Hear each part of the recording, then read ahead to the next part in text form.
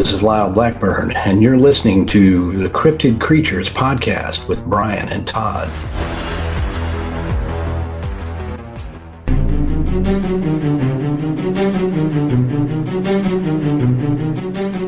I remember having that feeling of being watched, I guess, that the best way to describe it. I just knew something was watching, and I was like, okay, maybe it's wildlife.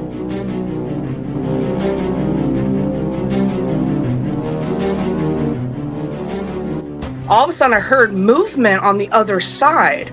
Through the raspberry bushes that I could see something very, very tall.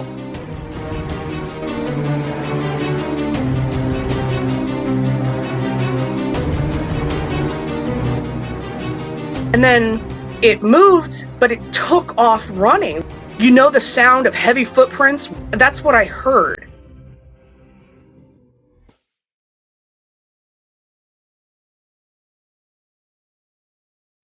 This is the Cryptid Creatures podcast. I am Brian, and with me as always is my co-host Todd. What's up, buddy? Hey, Brian, and hello, listeners.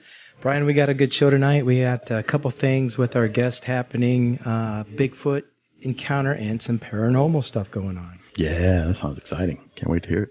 Yeah, we got Lisa coming on tonight talking about her encounter and crazy stuff going on in her life. So let's not waste any more time. Let's bring her on. Right on. Let's get her. Hello. How are you? I'm good. How about yourself? We're doing good. Great. Thanks for coming on and talking to us today. Good to have you. Well, you had a Bigfoot encounter, and you also said you had some paranormal stuff going on, right? Yes. And that's there in Washington State? Yes. Okay. So why don't you get into it and tell us about, let's start with the Bigfoot encounter. Tell us what was going on and what happened. Okay, so in 2010, I believe it was late summer.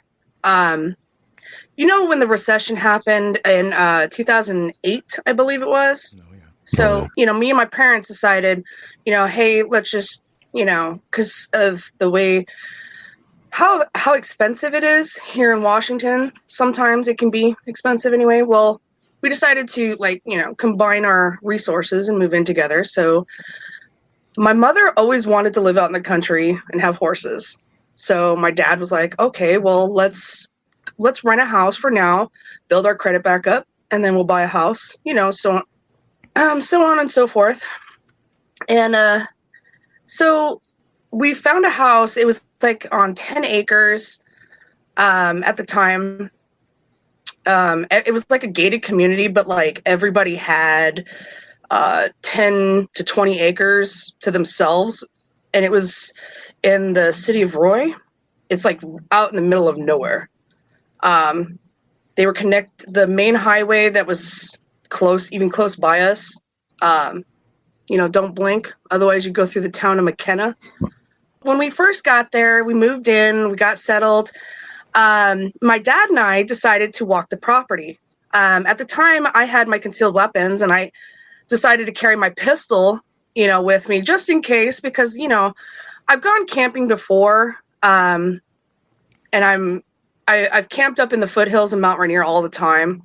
And I was just like, well, just to be safe, just in case we run into anything.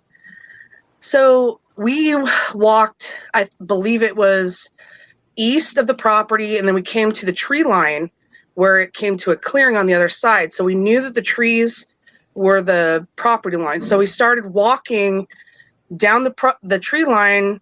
I would believe it'd be south of the property. And then we hit another road. It's not like a road. It was like a dirt road. So we started walking through there. My dad was like, well, I'm going to go ahead and cut through these woods and head north back to the property. And I said, okay, I'll be fine. He's like, are you sure? And I was like, yeah. I mean, we'd had this eerie feeling. That's why my dad was kind of like, hey, are you sure you're going to be okay? And I'm like, yeah, I'll be fine. I got my pistol with me. I'll be fine. So I decided to walk the property or continue. And I had my camera on me. I was snapping pictures of the wildlife because it was fun. It was new because I would I was in the city most of the time, and now I'm living out in the country. I was like, oh, this is fun. But anyways, I started continuing, and I came across a bird that looked interesting to me, and I went to snap a picture. But I guess the best way to describe it is like there was like two trees that kind of went like this, like in a V formation, and there was like, what are those called? Raspberry bushes. Like they're really thick. They can get really thick, and like you can't see on the other side sometimes if there was something there. Well, I had stopped right in front of the raspberry bush, taking a picture of something up in the trees, and I remember having like that feeling of being watched. I guess that the best way to describe it. Like I just knew something was watching, and I was like, okay, maybe it's wildlife, whatever. I just chalked it off as it's not a big deal.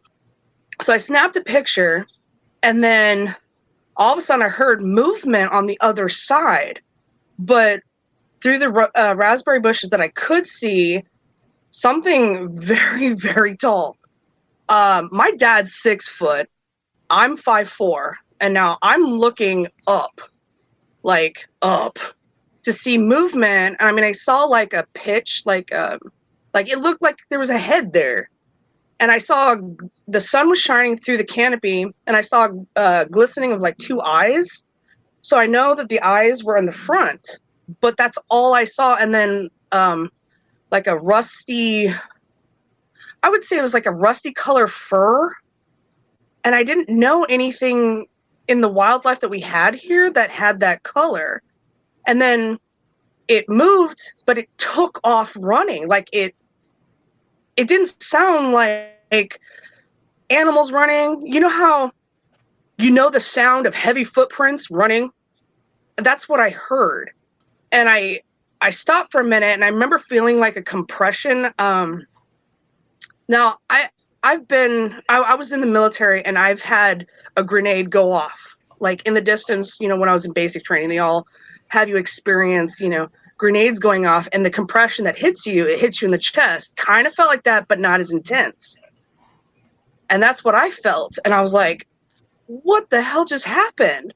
And I was frozen for a hot minute. I didn't even know what was going on. I was confused. I was trying to rationalize. I remember being frozen. Then I remember hearing I think it was probably about 30 seconds later, after I'm sitting there trying to rationalize what was going on, I heard a low rumble. I can't even describe what kind of sound I heard. It's like a growl, but it was a rumbling in like a low rumble sound. So I thought something growled at me. So I pulled my pistol. I oriented myself on which way the house was, where people might be, and I fired off a shot just to scare it away. And I didn't hear anything else because the hair on the back of my neck stood up, and like I don't know, it was just really creepy. And it stuck with me ever since, and I've been trying to rationalize it ever since, trying to figure out what it could have possibly be. I mean, at first I started thinking it was an elk because elk's in the area. I started thinking it was a bear. Maybe it climbed a tree on the other side. But when my father and I went back, there was no tree on the other side. It was like a little bit of a clearing on the other side of those raspberry bushes. I know my dad ended up finding me after he heard the shot, and he came running. He's like, "Are you okay?" And I was like, I told him what happened, and we're both trying to rationalize what happened. And it was pretty intense. So, but I guess after a while, I mean, I've always heard the stories from my family. My dad grew up in the Eatonville area, and it was before it started to get more developed than it is now. My dad and my dad's younger sister, I've grew up listening to stories about Bigfoot. So, I mean, I had a feeling that they were there. They might be, it's possible. But I never discredit it. Like, I may not have seen it, but I don't know if other people have. So I never, judged anybody else with it until I had my own experience. But I'm trying to rationalize everything. And then, and then I don't know. I couldn't come up with an excuse for it. I really couldn't. I did research. I couldn't figure it out. So that was like my last resort. It was like, maybe it was a Bigfoot. It probably was. You said you saw a pair of eyes looking at you, Lisa? Yeah. You know how, see, I wouldn't say it had color to the eyes. It was just more like, it was like two black eyes, and it just kind of glistened. That's how I noticed it, because it glistened in the sun for like a split second. And then it just was gone. So it's like, that's why I started thinking, was like, I mean, was it a person? I doubt that. No other animal that I know has eyes towards the front and so close together. I mean, I wouldn't say close together, but, or that tall. That was really tall. Like, I'm used to looking up at my dad. I'm the runt, and I'm looking up at my dad, who's 6 foot. My dad's brother's 6'5", and I'm like, oy, So, I mean, I knew the height difference, and I'm like, that's not normal. Right. How close do you think you were to this thing? I would probably say about anywhere from 6 to 7 feet. Oh my gosh. Wow. That's why when it took off running, like I said, like it felt like I felt the sheer power of this thing when it took off. I thought it took off at first. So, like, I felt like I startled it, or it was watching me, and then it was like, oh no, right? She's snapping pictures. I don't know. You got too close to it or something. Mm-hmm. It could be. Yep. You probably got hit with infrasound. Have you ever heard of infrasound with these things?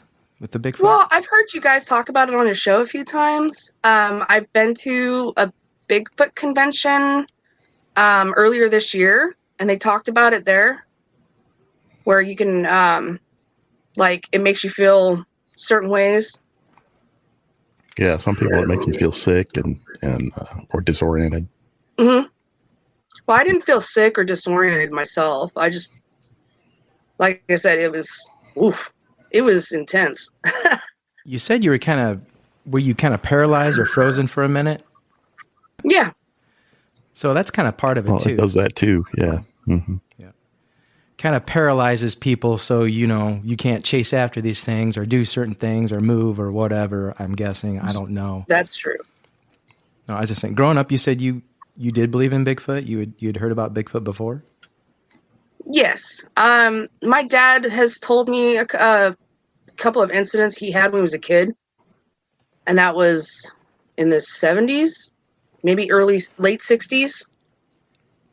And then my dad's younger sister, she had an incident, but she didn't really see it. I mean, they were just family stories that we told.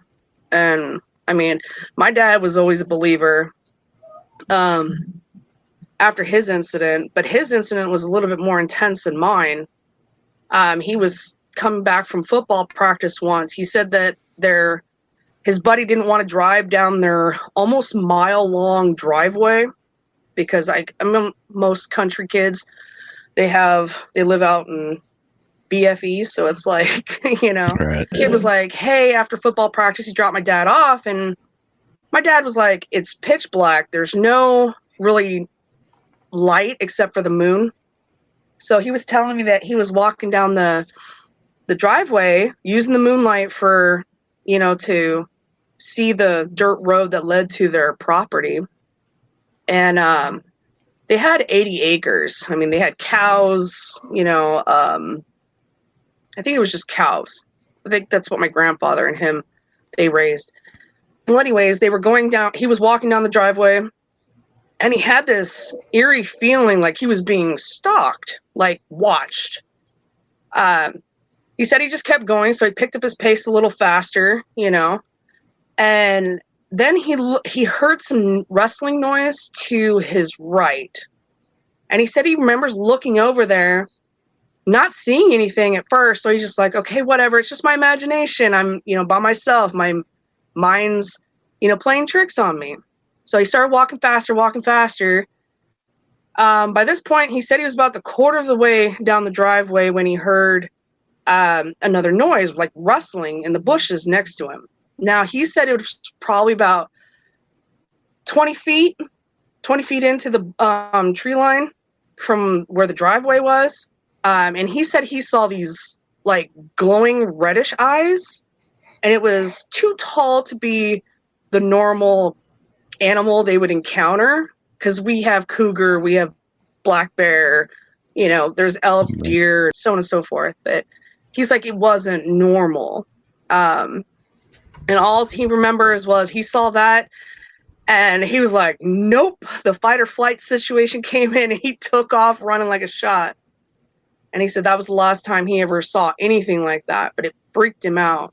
I mean, him and his buddies also had another incident where they heard some yelping noises, I guess, when they were out by Alder Lake. It was nothing that they've ever heard, because one of his buddies was an avid hunter, and he's like, dude, I don't recognize that sound. That's not normal. And so there was, like I said, there was just stories that I was brought up on. That's how I was like, yeah, I kind of believe it, but I haven't seen it myself, so it was like hard for me to say, yeah, it's true. What county did this happen in? Pierce County.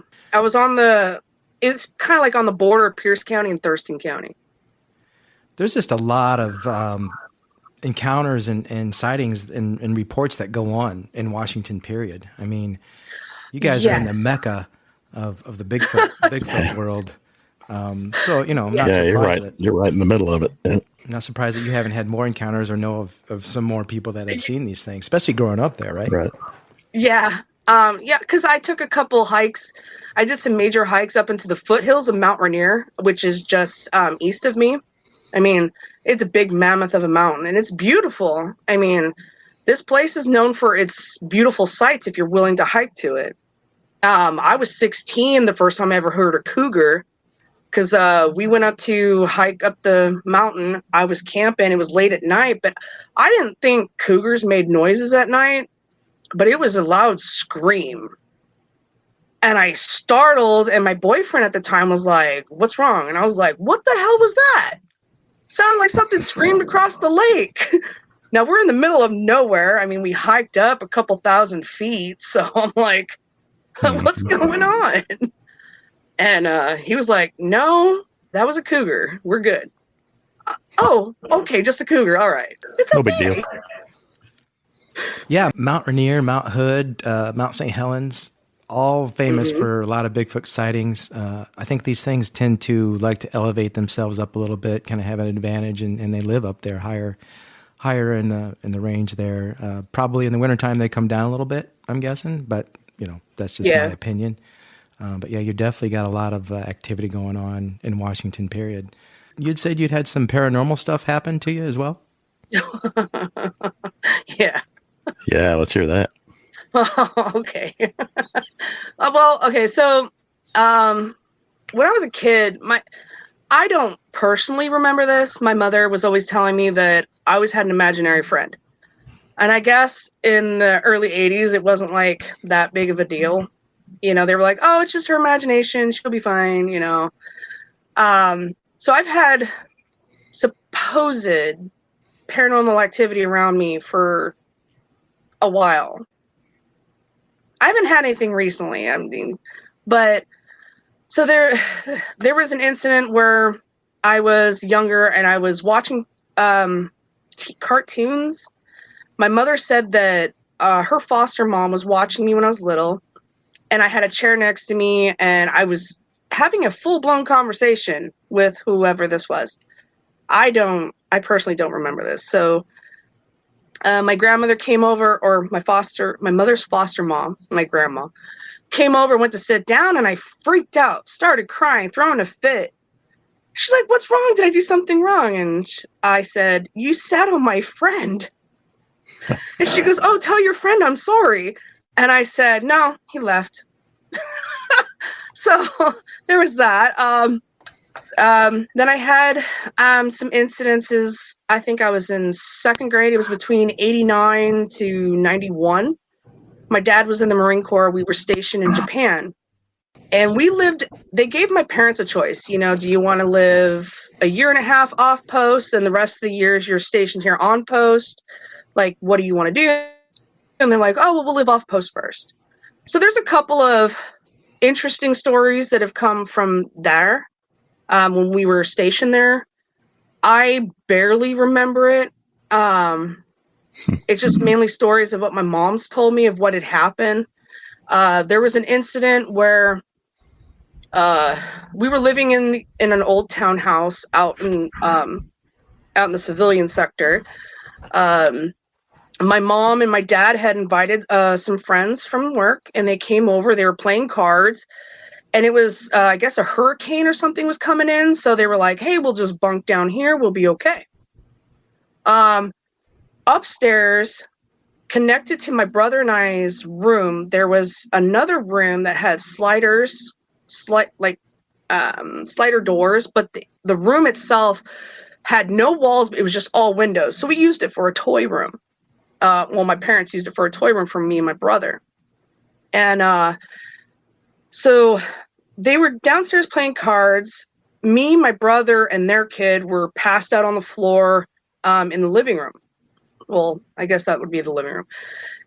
And so they heard some noise and commotion in that room. Now, that room is directly above the dining room where they were playing cards, and they said that it sounded like they were hearing rustling.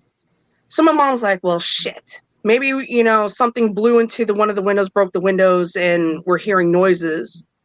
So my dad goes upstairs. He checks it out. Nothing. He's looking around like, what? So he goes back downstairs. They start playing cards. My mom said probably about 30 minutes to an hour later, they hear a bunch of wrestling around, like people are throwing toys around upstairs or throwing stuff around. And then they're stopping, they're listening, and then it stops, and then they hear a single toy drop in the middle of the floor. So that now all of them are very curious. So they all run upstairs and they look, and nothing's being thrown around like what they were hearing, but except for a single toy in the middle of the floor. And my mom was like, okay, that's not right. So she just shut the shutters and was like, yeah, we're just going to sleep downstairs tonight. There was other things, but I guess my dad kind of chalked it up as, his mind rationalizing everything. There could have been more. But my biggest experience happened when I bought my childhood home where I was growing up in southern end of Tacoma. So I bought the house in 2006. So I only had the house for a couple of years. So my husband and my two eldest children lived with us, or, that's who was born anyway, because I keep track of life events through my children. That's so horrible. But anyways, so I think we all do that. I got 4 of them, so it's like easier to keep track that way. We had, I would think, as a poltergeist, and I'm trying to put into order the order of events, because first, we started having cabinet doors opening and shutting in the kitchen. Late at night, my husband and I will wake up when we hear stuff in the house. We'll get up, investigate. Everything's locked up, but all the cupboard doors in the kitchen would be wide open. And we were just like, okay, well, maybe it's the house, had shifted. It's a little not centered. I don't know. It was an old house. So that kept going on. There'd be times when we'll be in the kitchen, we'll go for something in the lower cabinets, and then the cabinet door will open by itself, and you'll hit your head on it. And it happened a lot. So we got into the habit of always looking up before we stood up. And my husband, I woke up one morning to him drilling in the kitchen, and he took all the cabinet doors off. He's like, I ain't dealing with it no more. I was like, no, my husband's Catholic. That's one way to do it, yeah. And he's a big believer in spirits, and that's what he was leaning towards. Was he was feeling like there was something else there, but he was like, you know what? You're not scaring me out of my house. So he just took the cabinet doors off. And people would always ask us, why did you take the cabinet doors off? Look, it's a long story. I don't want to talk about it. Right. Now, the whole time that a lot of our experiences were happening at this house, my husband I didn't know this until later, that we were both seeing the same type of apparition out of the corner of our eye. Like, like something would walk past real quick and we'd barely catch it, out of the corner of your eye. And we kept seeing the same thing, but we didn't know about it until later on, after most of the incidences had been happening. But during all of these incidences, that's what we were seeing. But I thought I was just seeing stuff. He thought he was like, did I really see that? Was it a shadow? Was it, he would try to rationalize it more than me. And I'm just like, I'm just going to ignore it. But then we had a good friend of ours. My husband, he was prior service, and him and a buddy of his have been best friends for years. And him and his wife decided to, come visit us. They were from Eastern Washington, and they decided to, drive out, stay the night. So I set up a bed in the dining room, let them crash at our house, because they were there to visit for the weekend. She gets up in the middle of the night to use the restroom. I don't remember what time she said it was, but if you come out of the dining room and go down the living room, you can see down the hallway straight to the end of where the bedrooms are. And she says she saw a ghostly figure, like, I'm not necessarily a ghostly figure, but like a dark figure at the end of the hallway. And she was like, she called out my husband's name. She was like, hey, is that you? And it didn't respond. It didn't even move. It just stood there. So she started looking around, waving her arms, thinking maybe it was a shadow reflection from the windows, from the street lights, from the front of the house. She was trying to rationalize it. So she didn't think nothing more of it, but she was feeling uneasy. So she went to the bathroom, comes out, and the figure was gone. But by this point, she was so unnerved. It was intense. Like, she ran back to her husband, woke him up. He got up, started walking through the house, made sure everything was locked up, checked on my two kids, went into my room, woke my husband up. My husband and him got up, looked around. There was nothing. She said, that's it. She goes, Lisa, I love you, but I'm never staying at your house again. I said, I'm sorry. So she never did. She never stayed the night at our house again. Then there was an incident. This one's a little bit more, it was more scary for myself than anything. My husband was sitting on the couch with my eldest son, who was probably about 5, and I was holding my daughter, and she was about 3. And sometimes we like to sit down and we'll just watch nothing but Disney movies. And now I was on a gliding rocker, just sitting there. We had been sitting there probably for about an hour, watching, cartoons with the kids. I ended up feeling a sharp pain underneath my right arm. And I was like, what? So I shifted my daughter from one side to the other, and I'm looking, and it's this big red, I would say it looked like a fist kind of shape under my arm. And I didn't understand what it was. So I chalked it up. It hurt. I was just like, okay, whatever. I'm going to ignore that. That's weird. I didn't do anything to it. I hadn't done any house cleaning or anything like that. So, well, it ended up turning like really badly purple. Like I was, it like something hit me. So I ended up going to the doc because I talked to my family members. I'm like, hey, does this look normal? Did a vein pop in my arm or something? And they're like, what is this? And they're like, hey, did you get bit by something? Sometimes spiders will leave bruises. And I'm like, that's too big of a bruise to be leaving. So I went to the doctor. The first nurse was like, she looked at it and she's like, it's okay to tell us if your husband's abusing you. And I looked at her like, excuse me? I just told you what happened. And she's like, she just ignored me for a minute, walked out. Another nurse comes in and they're talking. And I'm sitting there and I'm like, I'm in the room. Why are you guys talking like that? Is it something serious? Now y'all are freaking me out. What's going on with my body, So the second nurse comes up and she goes, ma'am, we have special things in place to protect you and your children. And I'm really confused at this point. I'm like, wait a minute. I told you guys why I'm here. Why are you, what? This doesn't make sense to me now. And they got frustrated with me because I was like, no, my husband's not abusing me. Why would you? No, like, I was really like, why would you think that? And then my doctor finally comes in, probably about 15 minutes later. She's sitting down. She's looking at it. I hear her talk to herself like, oh, I don't see any bite marks, no sting marks. And then finally she stops, she writes some notes, she looks at me, and she goes, it's okay to tell us. I mean it. I've known you for years, Lisa. If your husband's abusing you, we can, we could put him in jail. And I'm like, whoa, look, I can't, I'm telling you the truth. And she's like, well, it just sounds too much of a story to believe that. And I'm like, I finally got so frustrated. I just looked at her and I called her by her first name. I'm like, because I knew her for a long time and I didn't call her by her last name. I said, look, Donna, look, this is what happened. And I'm sorry, but if my husband abused me, I wouldn't be sitting here. I'd be sitting in a jail cell. Okay, I don't deal with that. And she got angry. She got frustrated and she was like, fine. When you're ready to tell us the truth, come back. I was like, I am telling you the truth. It was very infuriating because it's like they didn't think I was telling the truth. And I told my husband about it. He's like, well, do I got to worry about them calling the cops? I mean, I was like, no, I don't understand. So there was that incident. We couldn't figure it out.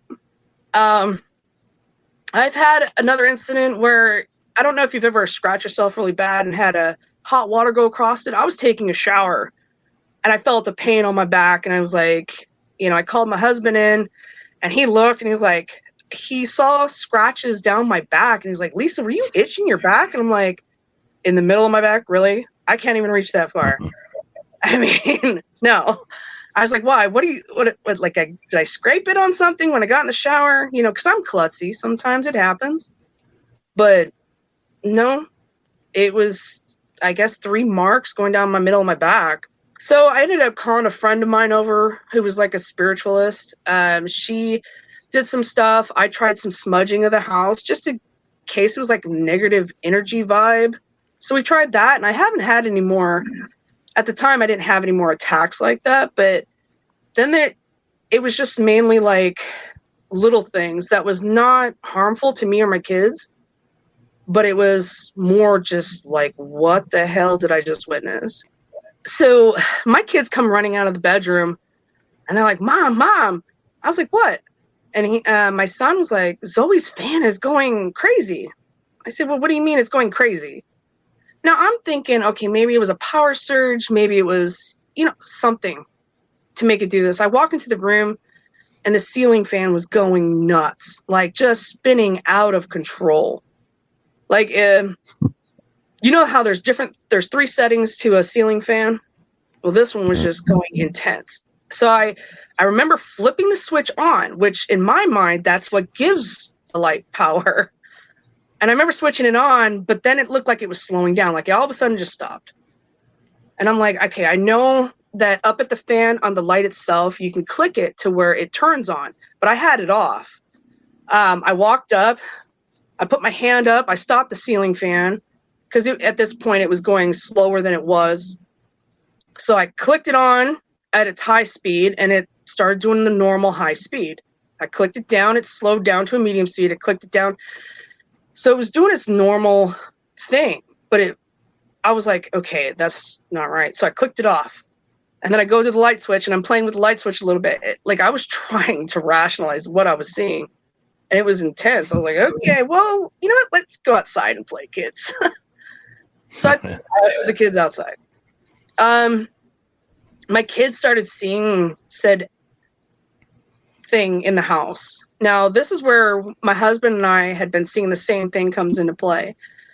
The kids had come to me and said that they were playing with another little girl, and I guess she was claiming to be their cousin. I'm thinking, okay, well, maybe they have, I know kids are young and impressionable. I mean, like, they're so innocent, but some of the things that they were telling me for such a young person, I was like, it really kind of scared me for a second. And I'm like, what are you talking about? And they said that my eldest son, who was more verbal than my daughter, was telling me that there was a blonde-haired little girl. How he explained it was, she has hair like me. We both have blonde hair. And I'm like, okay. Now I'm thinking to myself, I'm like, oh, crap. That's kind of like the same thing I've been seeing. So I didn't say anything to my husband about it. And I was like, oh, I don't want to freak him out. I wasn't sure what to do, but they were saying that they played with this little girl that she lives in the attic. And now we didn't have an attic. We have a crawl space. That's why it didn't make sense to me. And I was like, okay. And then my son said that she was wearing a certain type of dress. So I brought up different designs, and it was more of like, the Little House on the Prairie type dresses. I don't remember what year that would be, but he was like, yeah, it looks like that, but dirtier, Mom. And I'm like, oh, okay. That's okay. I didn't know this area was developed at that time, but, who knows? I could be wrong. I know that downtown Tacoma area was more developed because the area that we were living out, from what I've heard, it was more like a apple orchard from what I heard, but that was a long time ago. I didn't really do much research on the property area. So the kids were saying that there was an incident where my husband and I were on the back porch, and this is where him and I found out we were seeing the same thing. We were coming through the back door. Now you could see straight into the living room, but it was like a doorway. Now I went to open up the door, and as I glanced up, I saw like something like, well, I knew it was. A little girl walked by with little ringlets. It's what it looked like to me. Real quick glance. And she just walked by, and I stood there and just stopped for a minute. My husband stopped too, because he was coming in after me, but he stopped too. And I think it was about 15 to 20 seconds. And then I looked at him, he looks at me, and we're in utter silence looking at each other. And finally he broke the silence. He goes, "Did you see that little girl?" And then I said, "With blonde hair?" And he goes, "Yeah, with an olden style period dress." I was like, oh my goodness, we're seeing the same thing. So I would be looking into that some more.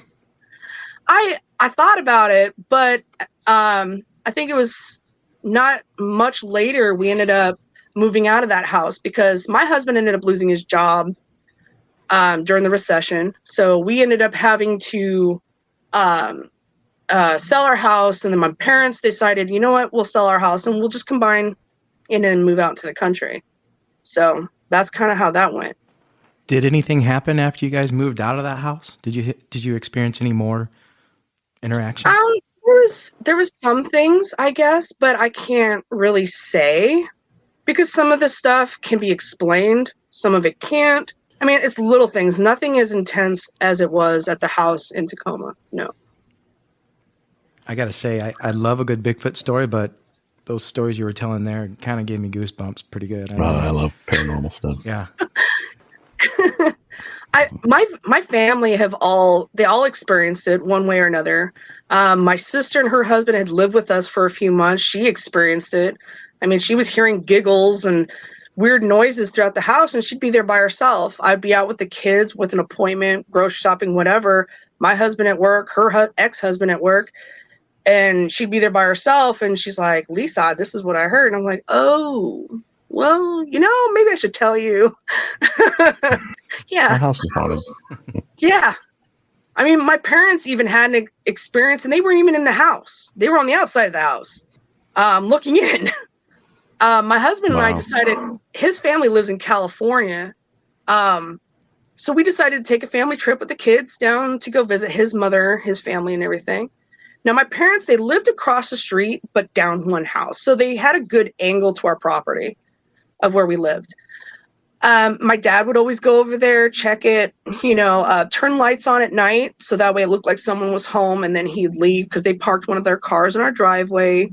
Well, they were outside. They were having a cigarette, right before they went to bed. It was kind of late, my mom said. And my mom and my dad looked over because one of the windows, it was an up high window, but the curtain didn't work right, and I hadn't fixed it yet. But they could have swore they both saw it, that somebody walked by my window. Like there was someone in the house, and they didn't see if he was white, black. They just knew that it was, a figurehead walked by the window. So my dad was like, "Oh shit." So he grabs his gun, and he's like, "I don't want to deal with this." But he did. He goes over there. And he announces himself. He's like, if you're in this house, you better, get out. And, he was being intimidating. My dad can be very intimidating. So he starts, walking through the house, and it was easy to clear the house if you knew the layout. So that's what he did. He cleared it. But he went to my daughter's room. Now, she had this like weird My Little Pony baby thing. Now, my dad doesn't know if it was the ghost. He already knows that the house is haunted, but everything was locked up. And he turned the light on, looked around, didn't see nothing, went to turn the light off, and the damn thing decided to go. It giggled and said, "Play with me." And my dad almost shot it. Gotta go. He was... I mean, the way my dad tells it, it's pretty funny, but we look back on it going, damn, Dad, I'm glad you didn't put a hole in my floor. Man. That's got goosebumps in that one. Yeah, me too. It's one thing when an adult talks about having a ghost encounter or seeing something, but when children talk about it, I really pay attention because children are innocent. Pay attention to that. They're not technically at a younger age, they're not going to make up something like that. So if they see something, they're probably telling the truth. Yeah. Children and animals. My children they weren't known for being liars. In fact, my son was a tattletale for his little sister. So, it's when they were talking to me, it really kind of got to me. I was like, okay. So I made sure to pay attention, like when I gave them baths or my husband, because my eldest son, he was 5. So he was getting to that point. He's like, Mommy, I need Daddy to help me in the shower. I was like, oh, my bad. Sorry. So, I'd tell my husband, I was like, hey, if he's got any marks, let me know. Any new bruises, I want to pay attention because not only can they mentally or physically get hurt, I don't want nothing to happen to my kids, and I will sell this house. I'm not playing. I mean, it's one thing that we're dealing with it and we understand what's going on, but they were happy. They just lived their little lives doing what they do. So that's, as long as that was happening and none of them were getting hurt, I was like, look, I'll deal with it. I mean, we weren't in the position to really move at the time anyway. So that was another reason why we stayed. It's one thing to, have entities around your house doing things, slamming doors, whatever, but to get physically hurt or touched by these things, and I've heard of that before, where people are wake up and have scratches or bruises or feel pain induced by something that just didn't seem to be there. Do you think this thing was the same one that was hanging around you as a kid? Well, I don't think so. I mean, I never had any pain growing up, any marks. My mom never talked about anything like that. It was more like they were just there. And I'll say something that was off to my mom, but she would pay attention. She sometimes tried to rationalize some of the things she saw and experienced that would happen around me.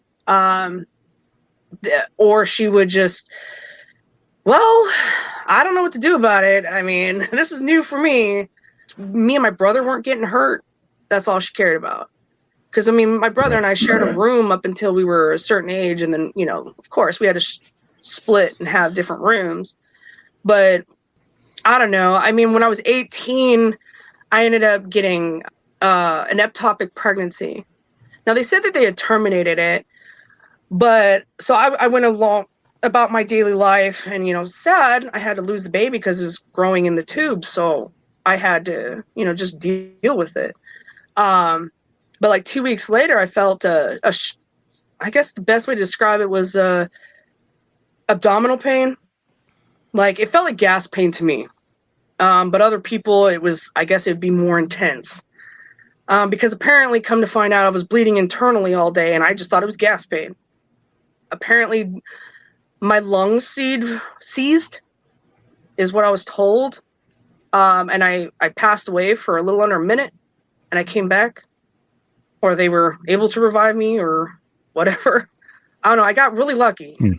My mom and everybody keeps asking me, oh, did you see anything? Sometimes people see stuff when you pass away and you come back. I was like, no. Felt like I just took a nap. I'm good. But I mean, I don't know. I've had a lot of weird things that happened. I mean, my mother's had feelings like, I think it'd be like the year 84, 85. My mom had me, but she wasn't married to my dad. My dad was stationed in California, and her family was in Iowa. She went back to Iowa to visit her family, and she was supposed to take the train from Iowa to California to where my dad was stationed in Camp Pendleton, just right outside San Diego, Southern California. But something kept telling her, no, stay home and do your laundry. And my mom was like, she was telling my dad, she goes, hey, I'm going to stay here. I'll catch the next train. And my dad was like, no, just do your laundry here. It's not a big deal. Just come on. I can't wait to see you guys. And my mom was like, no, I'll just take the next train. It's fine. Well, luckily, she took the next train because I guess one of her family members woke her up and was like, oh my God, Elizabeth, your train derailed. She goes, what? And sure enough, apparently in the area that my mom and I were supposed to be in, it derailed and people died in that train. I guess there was ice on the tracks from the story that my mom told me. And I was like, oh, well, I guess we got a guardian angel. I don't know. We've had weird things throughout our lifetime, but we just kind of dealt with it. That's just crazy. Do you think, I'm sorry to hear that happened to you when you were 18. Is there any way possible you think that could have anything to do with later on in life, dealing with entities and stuff like that? Well, there was a lady that was saying that she thinks that I don't know if she was really good at her job, but she mentioned that I attract spirits or something, and when I passed away and came back, it might have amplified the effect. Yeah, so I mean, it makes sense, the timelines, but honestly, I couldn't really tell you. I'm not that experienced with, I guess, the supernatural and stuff like that. So, I mean, if anybody can tell me, that'd be fantastic. I don't know. Well, our theory is that, and we've been noticing this as we've been doing these interviews, that most of the people that have been close to death, near death experiences, well, in your case, you were dead, seem to be more sensitive to the spiritual realm. You know what I mean? The other side. Yeah. So that could very well be the case. Yeah, my family have this inside joke. My daughter calls me a zombie because I died and came back. Well, yeah, that's technically the term. If we can't, my family's always tried to use laughter to get past anything that was harsh. So it's like, that's all we did, is like when we experienced things we couldn't understand or it made us uncomfortable, we just smiled and cracked jokes about it. Yeah. Yeah, you'd almost have to with everything that you've dealt with. A lot of really interesting things going on. And if you're still having those things, maybe you could get a hold of somebody. Or you still dealing with anything weird like that these days? Well, there's a couple of things that have popped up here at our current house, but not enough to make me feel like, okay, I want to call somebody in to find out what is going on. Is this a new thing? Is it someone who's following? But you probably should keep an eye on that. If something starts to escalate, then. I mean, we've had some things where, okay, I don't know. It was really weird. I guess I've heard on your podcast, you guys talked about skinwalkers, and they can imitate the voice of another person. Now, usually, I guess my understanding, a skinwalker would only take the voice of another person as if they killed them, or is that true? I don't know. Wendigo does that too. So. Okay. Well, I don't even know of those two things even being in this area, but it was pretty scary for my mom and my daughter, my eldest daughter. She's about 17 now. I was gone to work because I was still in the military at the time. My dad was gone. My husband was gone. Like, everybody was gone except for my mom and my eldest daughter, Zoe. So they were doing some stuff in the house. Now, we have a finished basement, so that's where my room is. My parents have the master bedroom on the main floor, and my 2 children are up on the 3rd floor. Now, my mom was in her room, and then she went on her back patio to, I guess, have a cigarette or whatever she was doing. And my daughter was in the kitchen. My mom, she knew my window was open to the basement, and she can hear anything that's going on in the basement from her back porch. Now, they heard what sounded like me yelling at somebody. Now, I wasn't there. They thought I was, but they heard me like, it sounded like I was yelling at someone. And my mom's sitting there, she goes, I remember shaking my head. And she goes, I was talking to your brother through FaceTime. And he goes, is that Lisa? And mom was like, yeah, it sounds like she's yelling at somebody. She must be on the phone. And I was like, okay. So they're telling me this after I'd gotten home. But then my daughter, she didn't hear the yelling, but she was in the kitchen. So that's why she was like, I didn't hear the yelling. I just heard mom yell, hey, Zoe, come here. So Zoe comes down the stairs. She comes into my room. She's looking around. She's like, Mom. And she couldn't find me. I was nowhere to be found. And she started to freak out a little bit because she said she heard me. It was like loud. Like I went to the basement stairs and yelled up to the up to the upper house. And my mom said she even heard me yell Zoe's name or my eldest daughter's name, and I was like, no, I was gone. I don't know what you guys heard.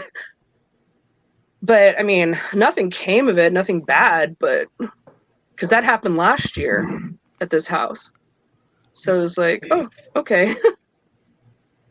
Yeah, those are really awesome and amazing encounters and stories, and we want to thank you for coming on and sharing those with us, Lisa. Yeah, no kidding. Yeah, I appreciate it. Those are good. Definitely look into that though some more. Yeah, if I find somebody that I trust, that's like I don't know, maybe a medium or something. Right. I'll see if they'll take a visit and see what they can find. I don't know.